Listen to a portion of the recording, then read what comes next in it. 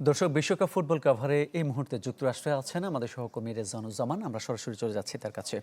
রেজওয়ান, অনেকের ধারণা যে একটি অসম প্রতিযোগিতা হতে যাচ্ছে, তবু এখন পর্যন্ত নবাগত হলেও কেপ ভার্দের যে পারফরমেন্স বিশ্বকাপে খেলা কতটা প্রতিদ্বন্দ্বিতাপূর্ণ হতে যাচ্ছে?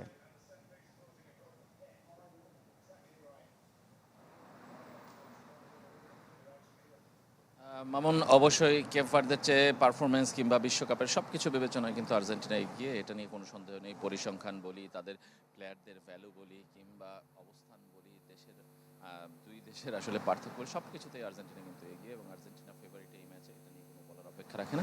তবে বিশ্বকাপে অঘটন তো আসলে বলে কয়ে আসে না, যে কোনো সময় অঘটন ঘটতে পারে এবং এই বিশ্বকাপ কিন্তু অঘটনেরই বিশ্বকাপ এবং নানা ধরনের অঘটন কিন্তু আমরা দেখেছি। উরুগুয়ের বিদায় আমরা দেখেছি, জার্মানির বিদায় আমরা দেখেছি, দুই সাবেক বিশ্ব চ্যাম্পিয়ন তারা বিদায় নিয়েছে। সুতরাং অঘটন বলে কয়ে আসে না, কিন্তু যদি কাগজে কলমে মাঠের পারফরমেন্স সব কিছুতে এই বিশ্বকাপে আর্জেন্টিনাকে এগিয়ে রাখতে হবে। এবং আপনি জানেন যে কেপ ভার্দে কিন্তু আসলে স্পেনকে 90 মিনিট রুখে দিয়েছে। তাদের ডিফেন্সিভ লাইন এবং তাদের গোলরক্ষক আসলে কিন্তু খুবই ভালো পারফরমেন্স দেখিয়েছে এই বিশ্বকাপে, যে কারণে কিন্তু তারা 3টি ম্যাচই ড্র করেছে গ্রুপ পর্বে। উরুগুয়ে, স্পেন এবং সৌদি আরব, সবগুলো মিলেই বলা চলে যে আসলে তাদের পারফরমেন্স কিন্তু দারুণ। সব কিছু মিলেই বলতে হবে যে এগিয়ে থাকবে আর্জেন্টিনা, কিন্তু লড়াইটা কিন্তু হবে সমানে সমান, এটা বলাই যায়।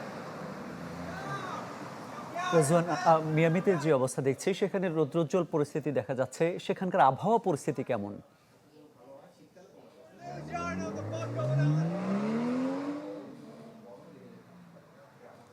মানুষ আরেকবার বলবে, আমি প্রশ্নটা শুনতে পাইনি। জি, মিয়ামির আবহাওয়াটা কেমন, সেটা কতটা, তাপমাত্রা কতটা উঠছে এবং কতটা যারা দর্শকরা যারা রয়েছেন তারা তো কোনো ধরনের বাড়তি বিপাকে আচ্ছা, পড়তে হচ্ছে না আবহাওয়া তো?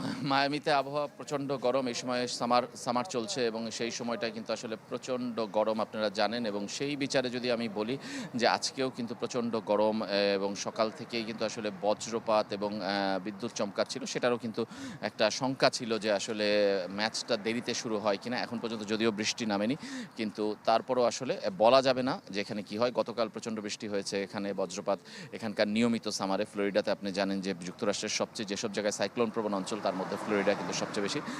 সেইখানেই কিন্তু খেলাটা হচ্ছে এবং আমরা আশা করি যে ম্যাচটা নির্ধারিত সময় শুরু হবে এবং কোনো ধরনের বাধা হবে না, কেননা মাঠটা কিন্তু আসলে ওপেন ফিল্ড এবং সেখানে কিন্তু বজ্রপাত হলে ফিফার নিয়ম অনুযায়ী ম্যাচ কিন্তু বন্ধ হয়ে যাবে কিংবা শুরু হতে দেরি হবে।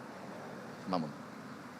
জি রেজওয়ান, অনেক ধন্যবাদ আপনাকে আমাদের সঙ্গে যুক্ত হওয়ার জন্য। দর্শক, এই মুহূর্তে ঢাকা বিশ্ববিদ্যালয়ের টিএসসি থেকে আমাদের সঙ্গে যুক্ত হয়েছেন সহকর্মী সম্রাট হোসেন, তার কাছে যেতে চাই। সম্রাট, এখন অস্ট্রেলিয়া এবং মিশর খেলা চলছে, সেখানকার পরিস্থিতি একটু জানাবেন আমাদের। আরেকটা বিষয় জানতে চাই আপনার কাছে, যদিও খেলা শুরু হতে এখনও অনেক দেরি, আর্জেন্টিনা সমর্থকদের উপস্থিতি কেমন দেখছেন?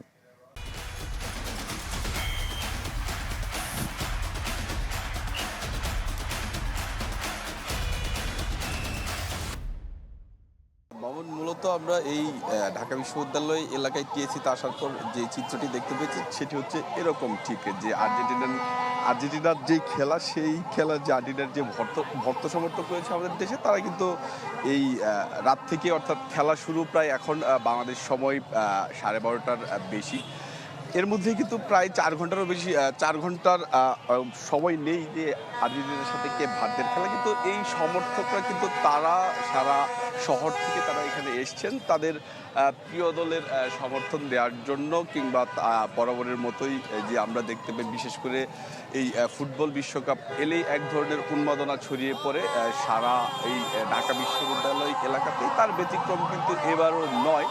এবারও কিন্তু আর্জেন্টিনার যে সমর্থকরা রয়েছে তারা কিন্তু তাদের যে প্রিয় দল, সেই দলের জার্সি গায়ে দিয়ে তারা এখানে এই ঢাকা বিশ্ববিদ্যালয়ের টিএসসি এলাকায় তারা ছবি তুলছে। প্রিয় দলের সাথে সেই মুহূর্তটি ধরে রাখার এক ধরনের চেষ্টা। বিশেষ করে যে আর্জেন্টিনার সাথে আজকে যে কেপ ভার্দের যে খেলা রয়েছে, সেই খেলায় কিন্তু আমরা আরও প্রায় 3.5 ঘন্টা কিংবা 4 ঘন্টা সময় রয়েছে। এর মাঝেই কিন্তু আমরা দেখতে পাচ্ছি যে আর্জেন্টিনার সমর্থকরা এসেছে।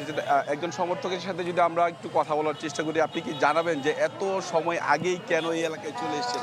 আসলে প্রায় 4 ঘন্টার মতো বাকি। কেন আসলে দেখেন যে আমাদের যে উন্মাদনা, এটা কত হাজার হাজার কিলোমিটার দূরে আর্জেন্টিনা পর্যন্ত পৌঁছে গেছে। আগে যা উল্লাস ছিল এখন তার চেয়েও বেশি, তার চেয়েও আমরা অনুপ্রাণিত হই, অনেক কিছু সেলিব্রেশন করি। তো মানে সবাই চায় যে আমরা সামনে বসে দেখব, একসাথে উদযাপন করব। তাই আমাদের যে উন্মাদনা সেটা একদিন দুদিন না, আরও মানে যেই দিন ম্যাচ একটা শেষ হয় তারপরটা ফিক্স হয়, তারপর থেকে আবার শুরু হয়ে যায়। ধন্যবাদ আপনাকে। মামুন, শুনছিলেন যে একজন আর্জেন্টিনার ভক্ত, তিনি কিন্তু তার দলের যে খেলার যে প্রত্যাশা সেটি কিন্তু তিনি আসলে জানাচ্ছিলেন। তো এই ছিল ঢাকা বিশ্ববিদ্যালয়ের টিএসসি থেকে। ধন্যবাদ আপনাকে। বিশ্বকাপ ফুটবল খেলার খবর জানাতে আমাদের সঙ্গে ঢাকা বিশ্ববিদ্যালয়ের টিএসসি এবং যুক্তরাষ্ট্র থেকে যুক্ত হয়েছিলেন সহকর্মীরা।